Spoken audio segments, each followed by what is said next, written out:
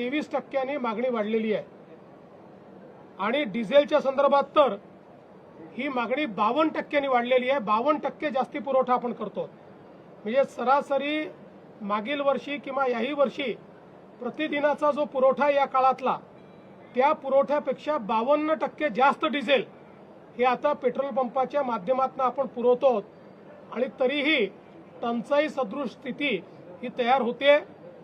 त्यामुळे अगदी उदाहरण द्यायचं झालं तर अकोल्यामध्ये 154% जास्त खपत झालेली आहे किंवा छत्रपती संभाजीनगर, बीड, भंडारा, बुलढाणा, चंद्रपूर, बुलढाणा, त्यानंतर गोंदिया, हिंगोली या सगळ्या भागांमध्ये 70% पेक्षा जास्त ॲडिशनल खपत ही त्या ठिकाणी झालेली आहे, ज्याचा पुरवठा हा आपण केलेला आहे।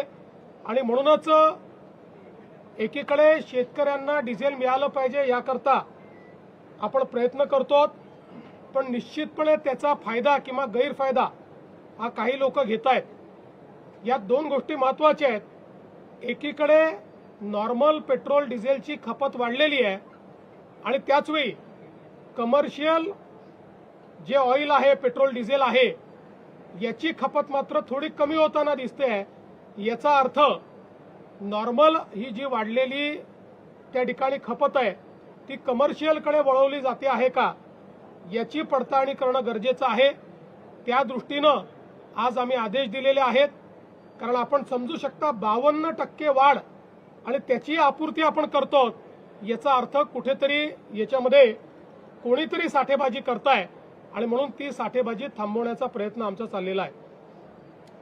कांद्याच्या संदर्भात आपल्याला कल्पना आहे की कालच केंद्र सरकारने कांदे खरेदीचा भाव हा 3.5 रुपयांनी वाढवून त्या ठिकाणी जवळपास 15 रुपयापर्यंत तो भाव नेलेला आहे। मोठ्या प्रमाणात खरेदी देखील सुरू केलेली आहे। आम्ही केंद्र सरकारला या संदर्भात बैठक घेण्याची विनंती केली होती। उद्या संध्याकाळी केंद्र सरकारमध्ये तशा प्रकारची बैठकही लागलेली आहे। कांद्याच्या संदर्भात सातत्याने राज्य सरकार आणि केंद्र सरकार हे इंटरव्हेन्शन करतायत। 15 रुपयाची खरेदी ही आपण सुरू केलेली आहे। मार्केट इंटरव्हेन्शन आपण सुरू केलेलं आहे। निश्चितपणे शेतकऱ्याच्या संदर्भात राज्यातलं सरकार हे संवेदनशील आहेत। काही लोक विनाकारण या संदर्भात राजकारण करू इच्छितात,